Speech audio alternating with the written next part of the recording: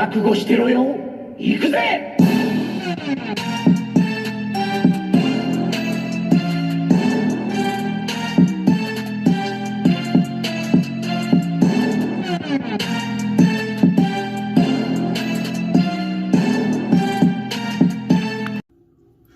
Welcome to Roberta Coo's Reviews. I'm your host, Roberta Coo, and I am back.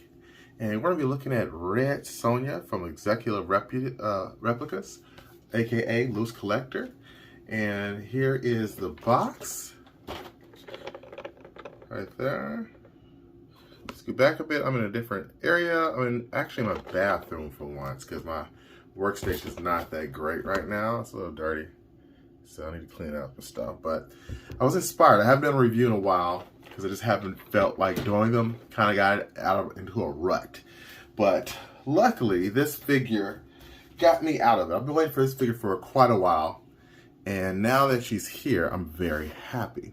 Now, let's get the elephant out in the room. All right.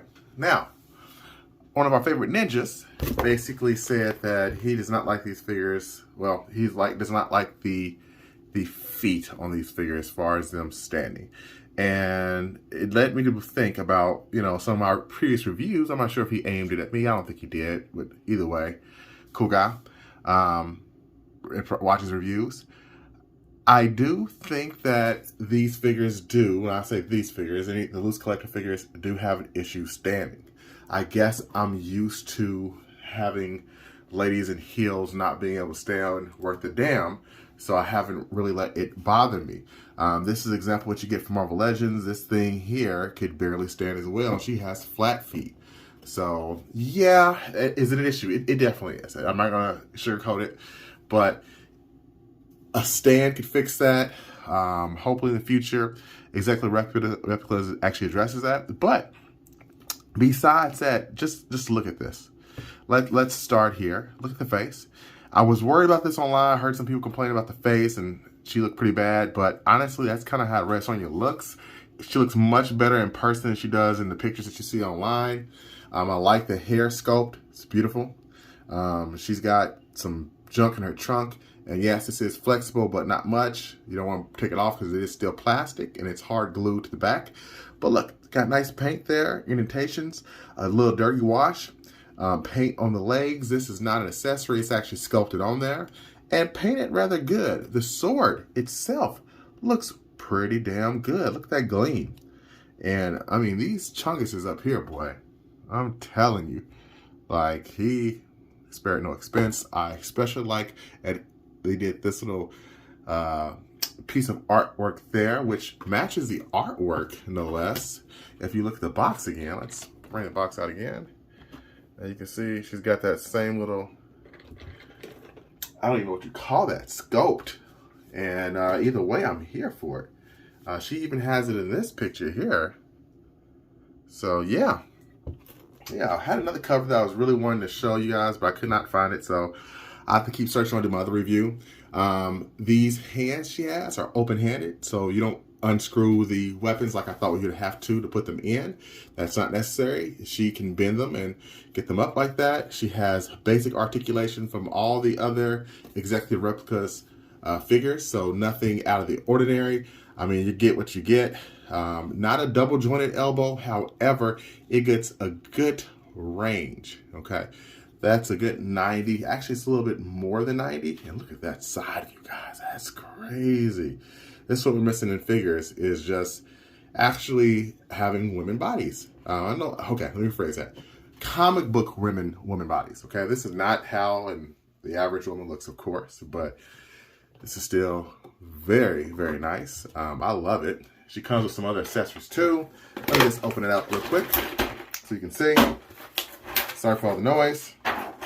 She comes with some open hands that I'll probably never use, like this right here. Nice little wash on it. And she comes with another fisted hand, which you already see on mine. So 2 open hands, 2 fisted hands, 2 holding hands. Pretty solid. Then she also finishes off with 2 daggers. Look at that paint work on it in the wash. And a nice sized axe. Man, the axe looks wicked. I like the wash on it, the scrapes, the scratches. it looks like it's been used. So, yeah, Red Sonja is definitely a must for me. One of my favorite figures of this year. Let's look at her compared to some previous figures. Actually, you know what? Let's not even do that yet. Let's look at her compared to some other figures across other lines. So here's a basic Marvel Legends. This one was retailing for about $25. And look at that leg. Yeah. I mean, yes, she came with a lot of accessories, but overall, I don't think it's worth $25. Then you've got Mythic Legions, which you guys know I already love Mythic Legions. Love me some Mythic Legions. I think this would have been like $30-some, $33, $35, something like that if you got it from the site. But of course, you got shipping, handling that hits you pretty good. And if you go to Big Bad Toy Store, they're going to upcharge this. So about $50, $45, somewhere around there. Great figures. I can't harp enough on Mythic Legions. And then let's get her next to a Storm Collectible. And next to Storm Collectible, she is actually taller than Cammy. And this figure was like almost $100 when I got it. I think when it first initially came out, it was cheaper, but yeah, I don't know. I love this figure, but she's got some gap issues. I mean, she got some trunk, but man, that gap right there, boy. If they would have fixed that, she'd have been perfect. Anyway, now back to comparisons with other figures. And you can kind of see how much he's grown as far as making figures over the last few years. This hair was much harder than this hair right here. This hair moves a little bit more than the Lady Death. I still like both of them. You can see it's not the same sculpt. Very nice paint wash on both, but the face is getting better. Let's move out. And I think this sword, yeah, Lady Death had open hands as well. You can get them in there. She came with several different pairs of hands. Then we have the last one that I raved about, my Hell Witch, which is still getting me lots of views. I want to thank you all for making this my #1 video. I really appreciate that.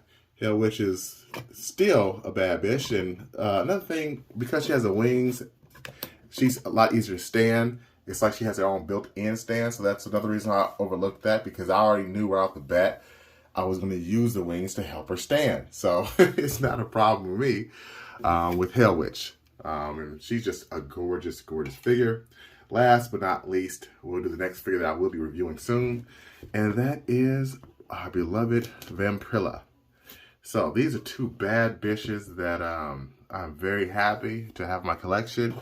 Would like to get Purgatory, but I unfortunately am not going to be getting her right now. Gotta be very sensible with the finances. Got some stuff coming up soon. So yeah.